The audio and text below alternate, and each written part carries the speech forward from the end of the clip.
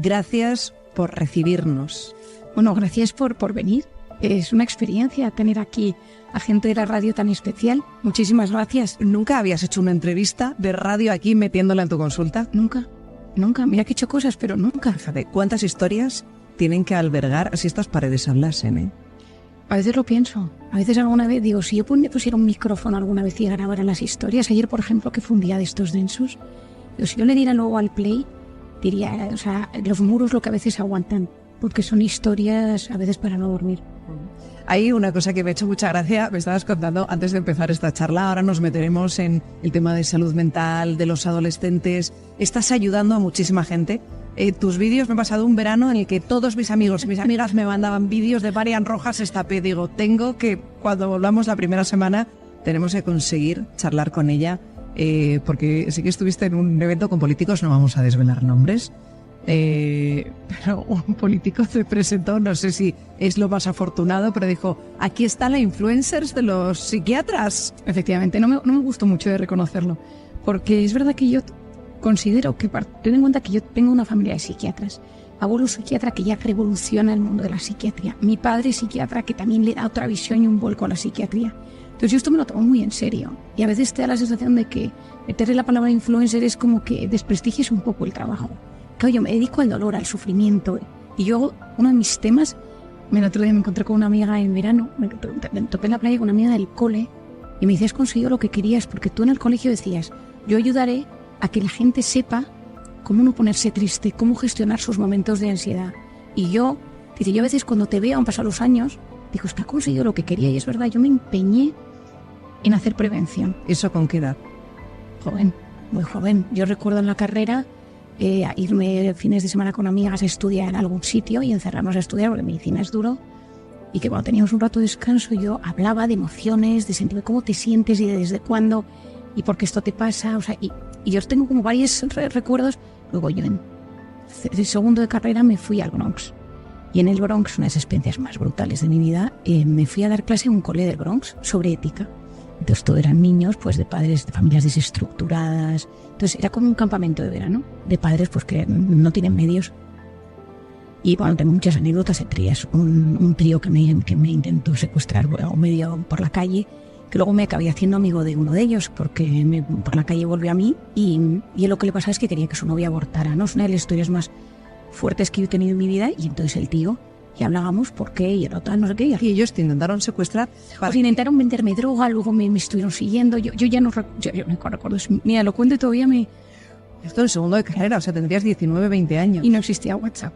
Y no había teléfonos internacionales. Yo llevaba el Nokia de color rosa, me acuerdo. Y yo decía, Dios mío, y yo como tengo un hermano que murió, yo lo único que pensaba es, Dios mío, por favor, que mis padres no lo van a superar si me pasa algo. Imagínate lo que es la vida. ¿Y cómo terminó la historia? Pues que el bebé nació y se llama Marian, y es mi ahijada, y tiene 19 años. Y se llama Marian. Fui su madrina de bautizo. Es una historia brutal, pero eso ya me hizo darme cuenta que la gente necesitaba hablar, que la gente necesitaba un espacio. ¿Cómo le diste la vuelta a la historia de 3 personas que te empiezan a seguir por la calle? Que... Bueno, esto es muy yo, también te digo, o sea, esto me puede pasar a mí. Pues que me volví a encontrar al tío por la calle, a uno de ellos, y me empezó a seguir, oye, perdona, por favor, que el otro día pasaste miedo, no sé qué. Y yo, déjame en paz. Estuve en el Bronx. En el Bronx. Yo iba y venía en metro, iba con un grupo de gente, pero claro, ese día me había ido al supermercado a comprarme unas patatas y un sándwich. Y entonces el tipo me dijo, es que, le dije, me dices que necesito dinero. Y le dije, bueno, pues, ¿y entonces para qué? Y entonces tal, no sé qué, y le dije, es que me vas a hacer daño. Yo tenía muchísimo miedo, recuerdo que tenía muchísimo miedo. Y entonces el tío por la calle, a grito pelado, me iba contando su historia y yo iba caminando rápido. O sea, que a veces he pensado que lo tengo tan visto que podría ser de peli. No, es que yo ahora mismo, eso que acabas de decir, lo he visualizado, digo, esto podría perfectamente dirigirlo, es una película de este director que siempre rueda tantas cosas de Nueva York, sí, que habla tanto de psiquiatras, de... Ay, ¿cómo se llama? Se me ha ido el nombre. Woody Allen. Woody Allen. Es una de Woody Allen, un tipo del Bronx persiguiendo a una psiquiatra contándole su drama. Todo el rato pensaba, me acuerdo que yo llevaba $20 en el bolsillo, o $10, no me acuerdo cuánto llevaba, lo que haya. Y que yo todo el rato pensaba, tengo dinero, pero sí que si lo doy, voy a sacar... O sea, como que me daba la sensación de vulnerabilidad. Ya tengo súper grabada esa escena. Y luego me fui a Camboya. Y entonces, claro, Camboya es otro revulsivo en mi vida. Yo me meto a sacar niñas del basurero y niños, y ayudar psicológicamente al trauma. Y entonces ahí quien aprende soy yo, porque ve qué pasa con el trauma, qué pasa con las niñas violadas, me meto dentro de la prostitución, la mafia, o sea, eso nos da para un día solo dedicarlo a esto, pero es un punto de inflexión. Porque ahí de repente digo, pero bueno, ¿quién es la persona que se va a Camboya? Y no me refiero solo a los autóctonos, sino el americano, el europeo, que se va a Camboya a tener relaciones sexuales con niñas menores. O sea, ¿qué pasa en la cabeza de esa persona? ¿Cuál es el origen? Y luego lo siguiente, ¿qué pasa con esas niñas? O sea, ¿hay futuro? Entonces, yo tengo una imagen de uno de mis primeros días, una niña que rescatamos, había sido violada como de 16 años desde los 13, que mirándome a los ojos me dijo, ¿hay futuro para mí? Entonces esa frase, yo dije, tiene que haberlo, porque yo soy una believer, o sea, yo cuando las cosas son imposibles, ahí aparezco yo para creer en ello. Y entonces en ese momento dije, tengo que ayudar. Y entonces me metí en el trauma, en el dolor, en el sufrimiento, en la violación, y empecé a investigar lo que pasaba. Y por otro lado, una persona que yo quería conocer en Camboya me la topo en el aeropuerto, en Somalimán. Y entonces yo me la topo en el aeropuerto y digo, bueno, qué suerte tengo. Y entonces digo, hay que estudiar la suerte. Hay gente que tiene suerte. Esto es energético, ¿qué pasa? La sincronicidad, la espiritualidad, el azar. Y luego, por otro lado, digo, mente y cuerpo. Todo el mundo somatiza. Todo el mundo está somatizando. Yo venía aquí a la consulta de mi padre y rotaba con él, veía que todo el mundo tenía síntomas físicos. Que el que no tenía fibromialgia tenía artritis, el que no tenía artritis tenía dermatitis, problemas de estómago, había de todo. Y entonces yo decía, ¿por qué no mezclamos más la mente y el cuerpo? Porque cuando estudiamos la carrera te ponen los síntomas de las cosas y te dicen, último, temas emocionales, no perdona, o sea, migrañas, todo el tema de disbiosis intestinal, que luego yo me metí, que lo he contado alguna vez con Gracia, que yo decía, elegí intestino-cerebro, que empecé a pedir las heces a mis pacientes y que nadie me los quería dar. Porque claro, la gente iba a su médico de cabecera y dice, oye, mi psiquiatra me pide las heces, no te fíes. Yo lo entiendo, también te digo. ¿Y qué veías en las heces? Buscaba la microbiota y buscaba ver qué había. Y buscaba incluso, sabemos hoy en día, pues que te puedes encontrar los derivados del cortisol, es que hay mucha cosa en las heces.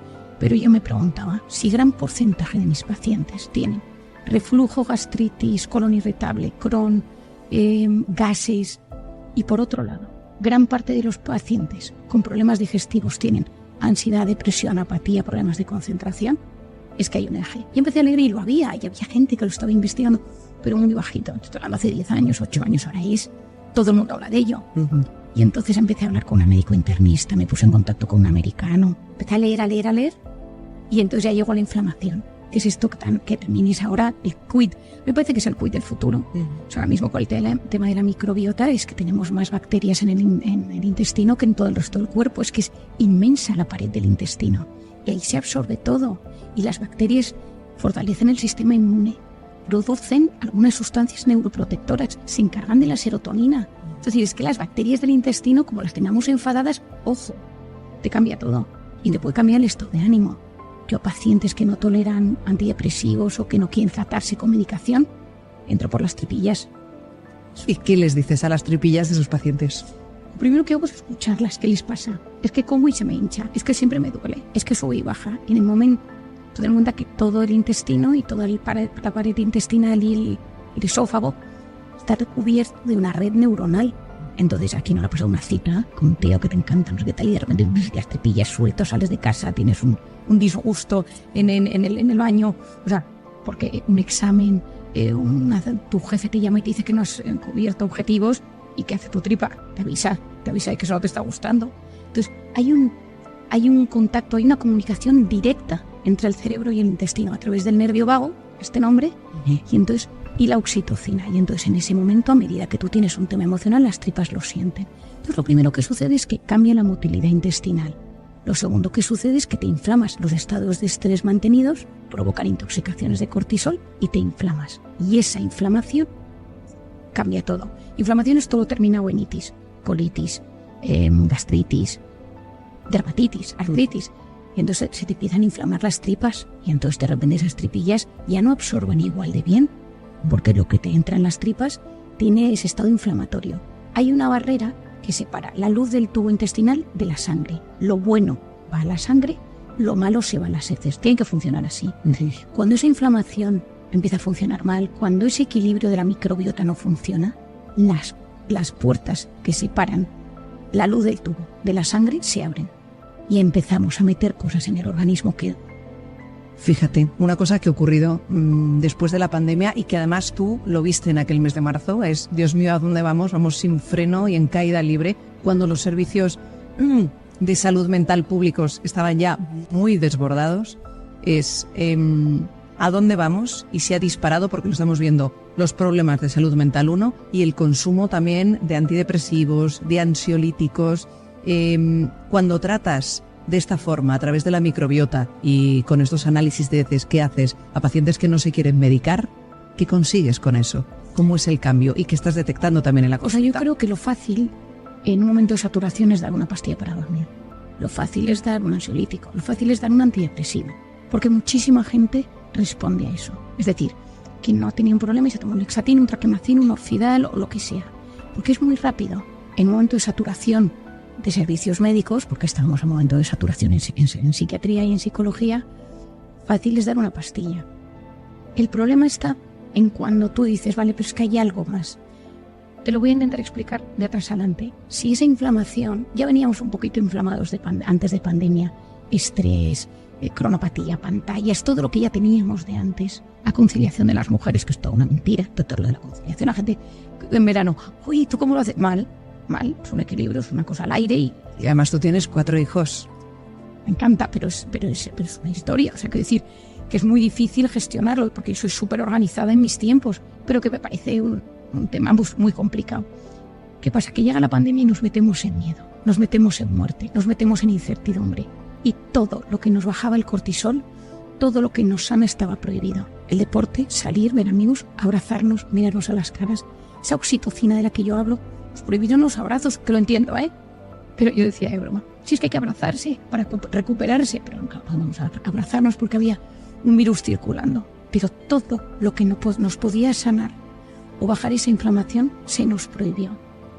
Con más o menos lógica, pero se nos prohibió y duró mucho tiempo. Entonces de repente te ibas a ir de viaje y te confinaban. De repente te ibas a una boda de un amigo y dabas positivo, o el daba positivo y tuvo un paciente que se iba a casar 3 veces. Una dio positivo él, otra sus padres y otra confinaron el sitio donde era su familia y no pudo salir su novia. Es decir, ahora se ha casado hace poco. Y me decía, Marian, he aprendido a vivir en la incertidumbre. Al ser humano le da mucha paz controlar. Lo que más paz le da es tener todo bajo control. Y la pandemia vino, dio un golpe de estado y no vas a controlar nada. Pero nada, de nada. O sea, ¿qué voy a hacer el fin de semana siguiente? No lo sé. Si de positivo, si tal. Somos 6, somos 8, 1,5 metros de distancia, fuera, dentro, terrazas, Navidad. Pues, ¿qué pasa? Que la gente, cuando no sabe vivir en la incertidumbre, cuando solamente basamos nuestra felicidad en nuestro propio control, nos hemos empezado a desbordar. ¿Y cómo se vive en la incertidumbre? Con complicación. ¿Por qué? Porque o tienes algo que te agarra, es decir, o tienes seguridad en ti mismo, o tienes valores, o tienes capacidad pues, de decir, oye, tengo un orden de vida, desde que medito, hago deporte, me alimento bien, tengo gente que a mí lo que me aporta, soy capaz de querer, tengo un poco de vida sana, o sea, rompes. ¿Y qué ha pasado? Se ha duplicado, triplicado, lo que sea, el consumo de alcohol. Por ejemplo, tengo aquí un paciente que trabaja en una empresa alcohólica, me ha dicho que jamás se han vendido más que en los 2 últimos años. Que unas cifras estratosféricas. La gente ha dicho, oye, es que son 2 días. Y entonces empezamos a beber y hay un problema de alcohol bastante severo. En los jóvenes, en su momento de salir a la calle, en su momento de relacionarse con los demás, donde sales de papá y mamá y de repente dices, yo ahora lo que quiero es conocer más gente, empezar a salir, desarrollo sexual, todo eso encerrado en casa. O con tu padre o con tu madre o con quien te tocara vivir, y en un ambiente tenso. Porque al final esos padres o esa persona que estaba en casa tenía su historia y su teletrabajo. Y entonces esos jóvenes han salido muy tocados. ¿Cómo se ayuda a estos adolescentes que están en un momento complicado de construir su identidad, de construir su personalidad, en un momento de rebeldía y en un tiempo como el que les ha tocado vivir, a nosotros como madres y padres, cómo se les explica, qué se les dice, cómo se les puede ayudar? Yo creo que lo primero es que a nosotros nos vean que somos pilares seguros. Es decir, que tú estás ahí. ¿A qué me refiero? Muchas veces llegan y nos intentan contar cosas y estamos en el móvil, estamos con cosas de trabajo, tenemos la cabeza. Y ellos, esto yo he visto muchos adolescentes a lo largo de mi vida, están deseando poder comunicar, pero necesitan hacerlo desde ese punto de chulería, de rebeldía, de inseguridad que tienes en la adolescencia o en la juventud. Entonces pero tienes que estar ahí.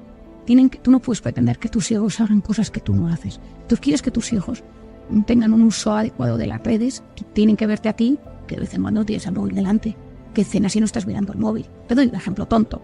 Punto número 2, que esto nos da para otro tema. Claro, si tú no tienes... Todos nosotros cuando hemos pasado por nuestra adolescencia hemos tenido un momento de medio crisis, todos. En vez de un momento en el que te cambia el cuerpo, te cambia la voz, no te sientes, no te gustan los chicos, las chicas, te atraes, tienes tus dudas de identidad, no te sientes querido, no te sientes parte de un grupo. Y ahora ha venido un tema que es la pantalla. Estás en un grupo de chat, te metes en Instagram. Yo tengo un montón de pacientes que tienen diferentes identidades, según TikTok, según no sé qué, o sea, un follón. Porque yo digo, pero bueno, ¿esto cómo lo gestionas? Mal. Y luego un tema que es brutal, que es la pornografía. O sea, la pornografía en todas sus facetas. Pero claro, estos niños son horas y horas y horas. Yo es que tengo varias actrices porno aquí, entonces es un tema que me genera mucha sensibilidad. Te voy a contar estas anécdotas que te gustan. Y de hecho creo que está en Encuentra tu persona vitamina, de un paciente adicto al porno, que discutiendo el porno y explicándole que su corteza prefrontal no iba a funcionar bien, problemas sexuales, etcétera, y de repente...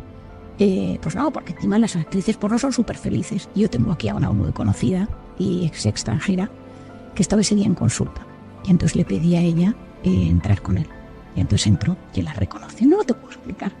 Río. Qué fuerte. En esta consulta estaba un paciente enganchado al porno y le dijiste a la actriz porno que entrase. Le pedí a ella y le dije a él, te quiero presentar a esta chica. Y entonces él entró y hola tal. Y entonces ella abrió su móvil. Y en una plataforma de porno le enseño su identidad, no sé cuántos millones de seguidores o de visualizaciones, ya no me acuerdo. Y entonces él se la quedó mirando. Era de grabar, es una pena porque, claro, aquí no se puede grabar, lógicamente nada, pero de esos momentos en la vida. Y ella le dijo, ¿quieres hablar conmigo? ¿Hay algo que quieras? Y entonces, bueno, 1 hora, y lo mejor fue él que se volvió al trabajo, que había dicho que iba al fisio, porque él no le había dicho a sus compañeros de trabajo que había venido, y llegó, sentó a todo el mundo y dijo, mira que no vengo al fisio, vengo al psiquiatra, y porque soy adicto al porno, y me he metido esta tía en consulta. No te lo cuento.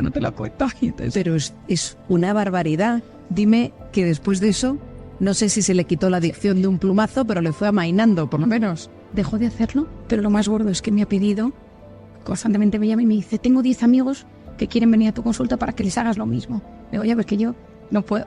La actriz porno no puede venir. No, sobre todo porque ella que lo está dejando, ella lo está dejando. Y encima ella vino, encima me deja que lo, o sea, sin decir quién estoy, me deja que lo cuente. Ella vino un día, me contó toda su historia.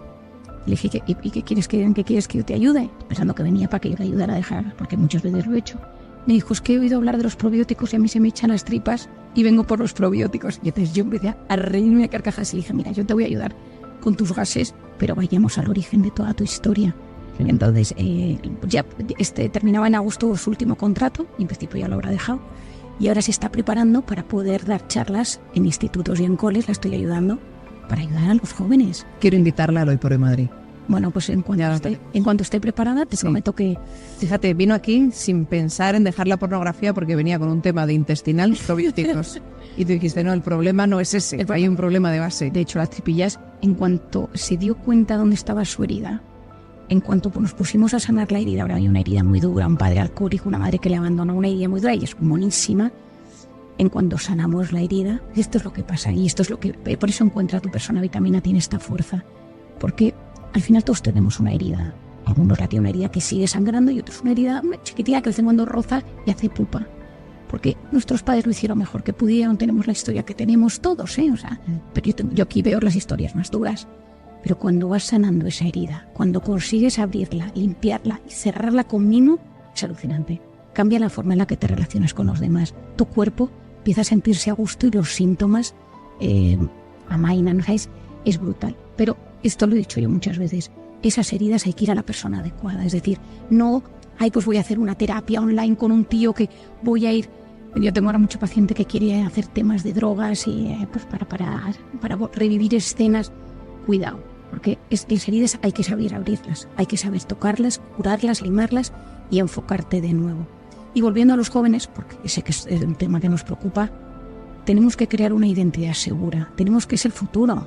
Entonces tenemos que darles mensajes constructivos. No todo es tan relativo como parece, es que ahora parece que todo... Ya me decía aquí un joven muy divertido, me decía, Marian, es que como ahora cada cosa que sentimos está validada por los adultos, por miedo a que nos rebelemos, tío de 17 años que tiene la cabeza, que es que no sé dónde la tiene. Cada día es una persona. Entonces, cada día viene con una historia y me dijo, es que claro, y entonces el otro día que hicimos una reflexión muy buena y que fue una sesión de punto de inflexión, me dijo, Mariente, es que yo cada sentimiento que tengo no puede ser validado. Dijo, hay que empezar a que la razón empiece un poco a gobernar mi vida, ¿no? Entonces, la adolescencia siempre ha sido un tema hormonal, sentimental y tal, pero claro, también tenemos que ver gente adulta que vayamos conduciendo. Ahora hay miedo, hay incertidumbre. Ellos quieren disfrutar, me han pasado muy mal 2 años y entonces ahora es a vivir que son 2 días. Pero ¿qué pasa? Que eso genera un gran vacío. Y si encima tienes todo el día la pantalla, que son chispazos de dopamina, te sientes parte de un grupo, te escriben Instagram, etcétera, ¿qué es lo que sucede? Que la realidad es que todo, siempre que hay mucho pico de dopamina, hay vacío. Es así, es bioquímica. O sea, el tío que bebe constantemente de bajón, ni te explico, el que consume coca, y claro, todos los likes y todo ese mundo sabemos hoy en día que son chispazos de dopamina. Entonces, aquí no le ha pasado que se pasa 45 minutos, 1 hora metido en Instagram viendo cosas, o TikTok, sacas y de repente lo dejas, qué sensación te queda raro. Sí. Porque es ese pico y de repente, y de repente te notas que tu cabeza está abrumada, que estás como raruno de ánimo. Claro, esto en adultos todavía tienes capacidad, pero en jóvenes, que no hay límite a nada, de repente, y entonces empiezas, ayer hablando yo con un joven que ahora está viviendo en Estados Unidos, que se ha ido el último año a Estados Unidos, teníamos una sesión por Skype y me quiero morir, ¿vale? Yo estoy esta semana pensando en mi suicidio, también una sesión muy dura de nos organizamos, qué ha pasado, dejamos redes durante unos días, deporte, qué persona hay, vitamina oxitocínica cerca de ti, si no te vuelves. Esto me parece muy importante. No quiero que dejemos esto, quiero que vengamos otro día. Si nos invitas aquí a tu casa a seguir hablando de historias, este ratito que nos encantará. Hay 2 libros de los que yo me he enamorado este verano. Encuentra tu persona vitamina y cómo conseguir que te pasen cosas buenas. Como grandes titulares o grandes reflexiones, un poco estabas aplicando a este chico de Estados Unidos al que te sigues online por videoconferencia, que te decía, me quiero suicidar. Llevo pensando en eso toda la semana. Y le dices, para. ¿Qué pensamientos son los que parten de estos 2 libros que creo que van incluso uno de ellos por su 49 edición, una burrada en medio centenar de países del mundo? ¿Cuáles son las reflexiones fundamentales de Encuentra tu persona vitamina y cómo hacer que te pasen cosas buenas? Cómo hacer que te pasen cosas buenas es entenderte. ¿Quién soy yo? ¿Por qué soy así? ¿Qué me pasa? Comprender es aliviar. ¿Qué me pone en estado de alerta? ¿Qué me inflama? ¿Qué me enferma? Es decir, ¿cómo funciono yo? Un diagnóstico personal. Es que claro, cuando te tienes conocido, ya dicen, ay, he visto a mi suegra, me ha dado la tabarra, yo soy de los que tengo migrañas, mañana tengo migraña. O sea, Encuentra tu persona vitamina es entender tu historia afectiva. ¿Por qué me relaciono así? ¿Por qué me peleo? ¿Cómo elijo pareja? ¿Cómo gestiono mi sexualidad? Es decir, es el entorno. Entonces, lo primero es que hay que entender cómo soy y por qué me he roto y por qué estoy en Estados Unidos, en mi casa, en mi trabajo, en el paro, por qué me he roto y qué mecanismos tengo para salir de ello. Y el otro es sanar heridas del pasado para poder gestionar mi vida afectiva, mi vida social. Y saber que esos picos de cortisol, que es una historia maravillosa, que seguro que la has oído, que es cuando a mí me atracan en un parking y ya yo tengo un ataque de pánico y digo, uy, me intoxico de cortisol y empiezo a temblar. Ahora lo cuento con gracia, pero no pasa fatal. Un tío persiguiéndome por un parking y llego a casa y mi hijo me se agarra al pecho porque estaba en plena lactancia y de repente digo, bueno, pero qué bien me encuentro. Y noto un cambio tan radical que descubro que la oxitocina baja el cortisol. Y la oxitocina, aparte de la lactancia, porque si no tendríamos nada que hacer, es la de los abrazos. Es la de te miro a los ojos y no te juzgo. Es la de me voy a tomar una cerveza, un vinito con amigos y ¡buah! Ahí hay oxitocina. Pues de repente las mujeres generamos muchísima oxitocina cuando vamos con una amiga y le contamos. Y ahí hay muchísima oxitocina. Por eso las mujeres nos sentimos aliviadas cuando hablamos con alguien. Vuelvo a la pandemia. No podíamos hablarnos, no podíamos quedar, no podíamos quitarnos las mascarillas y no nos podíamos abrazar. Entonces era el miedo sin poder oxitocinizarnos. Entonces, persona que sufre, adolescente que sufre, buscar un tío, un primo, un amigo, un hermano, un alguien que venga, que le coja, que estoy pensando en otro chico, que le ha salvado un primo mayor, que se lo ha llevado a casa, que le lleva a hacer ejercicio, qué tal, o sea, buscar esa persona que te hace sentir tu persona vitamina. Tu persona vitamina. Marian Rojas Estapé, gracias. Venga que volveremos aquí. Por supuesto. Y seguiremos hablando. No, cerramos ya la historias tan increíbles. Marian, gracias. Enhorabuena, de verdad ha sido un placer arrancar esta primera semana de temporada de Hoy por Hoy Madrid contigo. Encantadísima. En tu consulta. Serrano 11, Marian Rojas Estapé.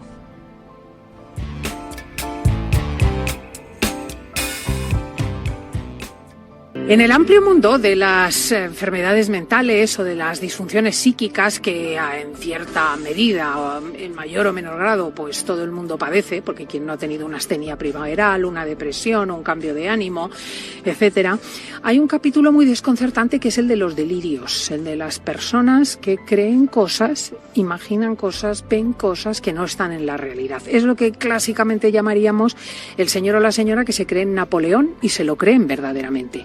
Vamos a ver cómo se puede vivir con esto, si tiene remedio, de dónde sale. Nos vamos al diván con Marían. Muy buenos días, Marían Rojas.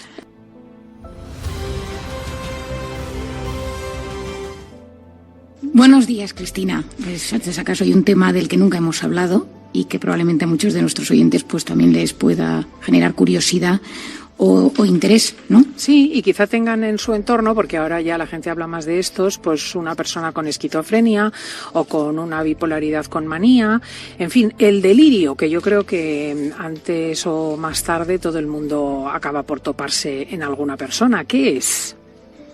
Bueno, lo primero que tenemos que saber es que el delirio es un trastorno del contenido del pensamiento, que es resistente a algo evidente. Es decir, son falsas creencias. Esto es diferente a la alucinación, que es lo que la gente suele confundir, ¿no? ¿Tiene una alucinación o tiene un delirio? La alucinación es una percepción falsa. Entonces, por ejemplo, tú ves algo que no existe, tú sientes, tú oyes voces, lo clásico es escuchar voces, propio de la esquizofrenia o algunos trastornos psiquiátricos graves, y eso es una alucinación. En cambio, el delirio es cuando es el contenido del pensamiento el que se transforma. Entonces, cuando tú tienes un trastorno delirante, como lo decimos en el manual de psiquiatría, pues son ideas delirantes por lo menos de un mes de duración. No es una esquizofrenia, es importante, pero no es lo mismo la esquizofrenia que el trastorno delirante. El trastorno delirante puede aparecer por diferentes razones. Puede aparecer por consumo de drogas, alcohol, drogas. Puede producirse por dejar de consumirlas. El síndrome típico de abstinencia, que por ejemplo en el alcohol, el delirium tremens, que tiene este nombre, que seguro que a algún oyente le suena, que es que dejas de beber de golpe y de repente te empiezas a tener alucinaciones, o gente que ha bebido muchísimo en una intoxicación, que puedes tener delirios, o que hay gente que bebe mucho y deja de beber. Algunos fármacos pueden producir delirio, algunos ingresos con anestesia, cirugías cardíacas, estancias en la UCI, pues eso también pueden producir delirios, y esto a veces es bueno que uno lo sepa, porque personas, yo lo he visto algún caso en consulta últimamente, que han estado ingresados en el hospital, una operación complicada, en la UCI, una anestesia larga, y de repente empiezan con cuadros delirantes, ¿no? Y te empiezan a decir, y angustia muchísimo a la familia, porque claro, la típica frase de, pues estoy pensando en un paciente que me decía el otro día, ¿no? Se ha vuelto loco, ¿no? Y entonces esto es una cosa que no se debe decir nunca, porque no se debe hablar nunca así, pero es la sensación de pérdida de control. Fármacos, alcohol, drogas, abstinencia, algunas ACVs, accidentes cardiovasculares lo pueden producir. Y luego hay, por ejemplo, cambios metabólicos, pues una bajada brusca de sodio o de calcio. Otra cosa que puede suceder, y sobre todo en personas mayores, son infecciones de orina. O algunos tipos de infecciones en personas mayores producen cuadros delirantes. Yo he visto, me acuerdo muchas veces en urgencias del hospital, que cuando venía una persona mayor le pedía siempre una analítica de orina. Entonces yo me preguntaba, digo, bueno, si viene con un tema de la cabeza, que vamos a hacer una analítica de orina, bueno, pues que esos cambios metabólicos hipersensibles para los mayores producen cambios en su pensamiento. Y luego, por supuesto, falta de sueño, es decir, si una persona tiene sin dormir o está sin dormir días, semanas, o duerme muy mal, pues puedes provocarlo o potenciarlo si esa persona lo tiene. Si tienes una persona con un trastorno delirante, esa persona, si encima no duerme, esto se va a agudizar. Y luego situaciones de mucho estrés o de mucho dolor, situaciones de mucho dolor físico, psicológico, que te lo pueden producir. Y luego, por supuesto que no lo meto aquí, las enfermedades o algunos trastornos psiquiátricos, pues desde algunas esquizofrenias, trastornos delirantes, trastornos bipolares, algunas depresiones, pueden tener introducido. O sea, que estas son las causas y hay que saberlo, ¿no? Sí. Y luego, ¿qué es esto? Bueno, como un ejemplo, para que la gente entienda de qué hablamos cuando decimos que alguien está delirando. Bueno, los principales tipos de delirio son el de celo, la celotipia, que seguro que a muchos les suena, que es la convicción total de que una persona te está siendo infiel. Yo tuve un caso esta semana de un paciente que estoy viendo que está absolutamente convencido que su pareja le está siendo infiel. Y entonces todo lo relaciona con esa infidelidad. Yo he llamado a su pareja, he hablado con ella, le he preguntado, nos hemos reunido, Y me dicen, Marian, estoy preocupado porque esto es un tema delirante, o sea, es decir, es una cosa que no es real, pero se le ha metido el pensamiento, le distorsiona la realidad, la forma de ser, y está absolutamente convencido, y es una celiotipia del libro, ¿no?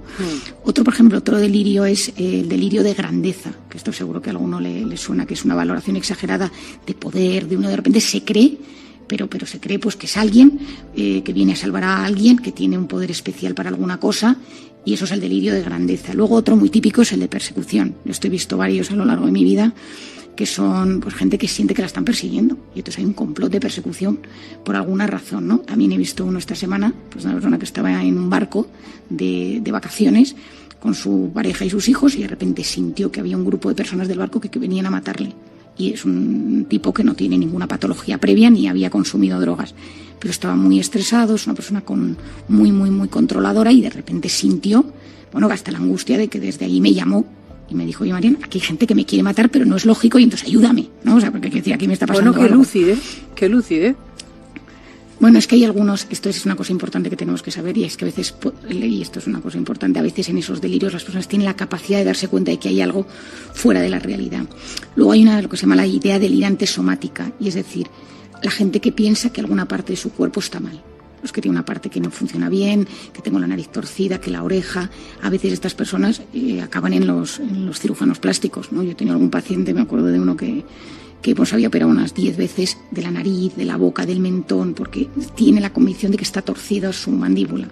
Y estos convencimientos, a veces delirantes, hacen que estas personas pues tengan problemas muy serios y trastornos corporales, porque estás absolutamente...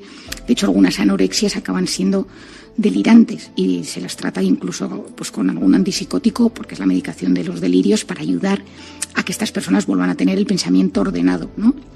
Luego, la idea delirante erotomaníaca. Esto justo vi hace un mes a un caso de una paciente mía que está absolutamente convencida que hay un futbolista enamorado de ella y que en el fondo la sigue y tal, una historia que no se sostiene, pero tiene el convencimiento.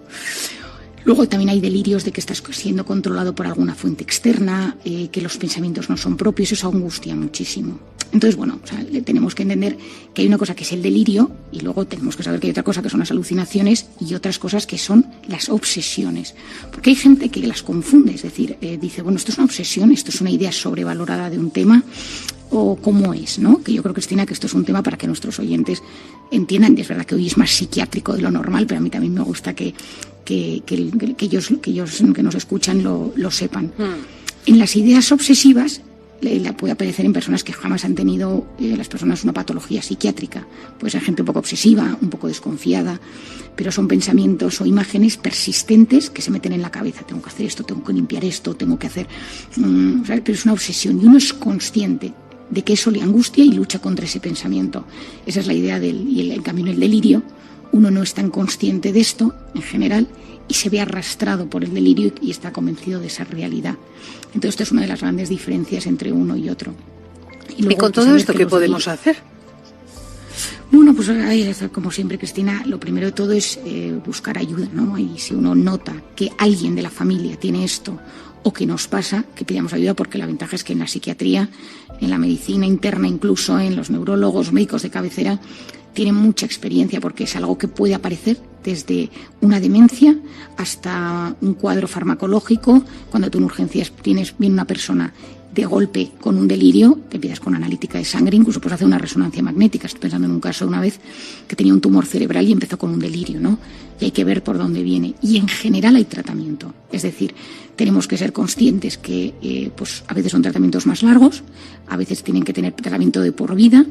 Y luego una cosa que yo recomiendo, me ha pasado alguna ocasión con mi padre, algún paciente que he visto con él, pacientes que han tenido un delirio crónico, un trastorno delirante crónico, y de repente les quitas el delirio y esa persona se siente vacía. Es decir, si tu sentido de vida es pensar que alguien está enamorado de ti y que tú lo ves en todas partes, ese enamoramiento, y tú a esa persona le curas de ese delirio, le dejas un vacío existencial, porque esa persona, su delirio es su vida. Entonces tienes que sustituirlo por...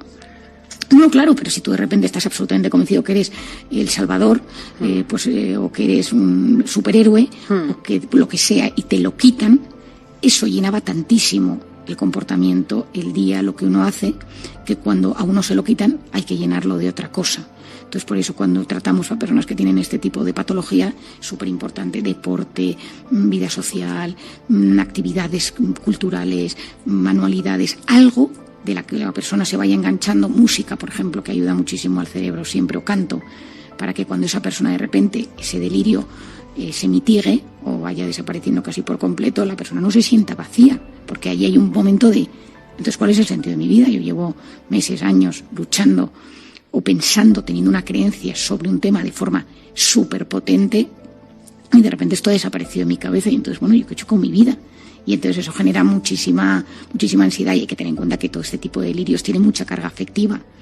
Es decir, predomina, entra en nuestra cabeza y nos invade.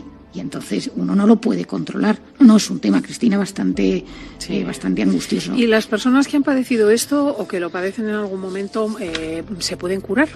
Quiero decir, pueden llegar a tener una vida perfectamente lúcida y normal y equilibrada y trabajar como los demás. El tema es cuál es la razón. Es decir, si es porque esa persona tiene un trastorno bipolar, tiene una esquizofrenia, un trastorno delirante crónico, pues a veces esas personas ya han tenido un deterioro en su vida y les cuesta pues volver a esa vida 100% normal. Pero lo suyo es conseguir que esa persona tenga la vida lo más adaptada posible. Por otro lado, que esa persona sepa cuáles son las luces de emergencia cuando las cosas empiezan a ir mal. A mí me gusta cuando mis pacientes de repente me dicen, no, pues me llaman y me dicen, Marian, creo que estoy recayendo, porque este tema, estoy pensando en una paciente que tengo que tiene trastorno delirante crónico, que lo tiene pues en un 2/10, pero a veces, cuando no duerme, cuando llegan ciertas épocas del año, se reactiva y sube a un 6. Nunca ya sube a 10 como estuvo cuando yo la conocí, pero es verdad que ella se angustia, ¿no? Y dice, Marian, cuidado. Bueno, pues ayudar a que esas personas tengan conciencia de sí mismas y ayudarles, y que si tienes que tomar medicación, pues que no la dejes, ¿no? A veces es que tienes que tomar medicación de por vida y a veces no es fácil.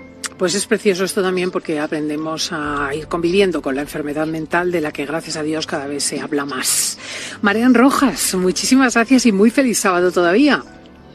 Pues muchísimas gracias y, como siempre, un gran abrazo a nuestros oyentes. Adiós, adiós.